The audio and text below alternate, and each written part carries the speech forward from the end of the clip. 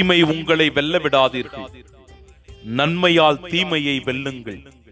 ரோமையர் 12:21. நம்மை ஆதிக்கம் செலுத்துவது எது?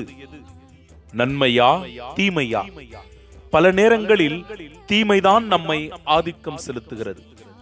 பாவத்திற்கு அடிமைப்பட்டு போய் தகாத தீய பழக்க வழக்கங்கள் நம்மை அடிமையாக்கி வைத்திருக்கின்றன.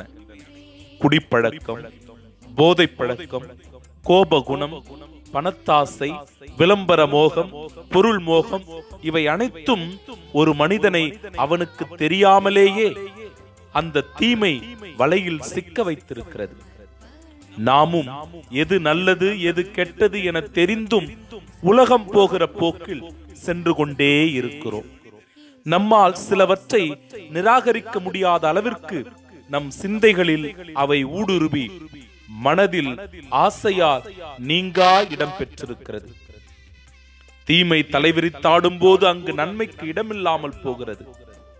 இறைவா, உம் வார்த்தையை வாழ்வாக்க, நன்மையால் தீமையை வெல்ல, அவற்றை வெற்றி கொள்ள வலிமையை, சக்தியை, ஆற்றலை, தூய ஆவியை எங்களுக்கு தந்தருளும். ஆமீன்.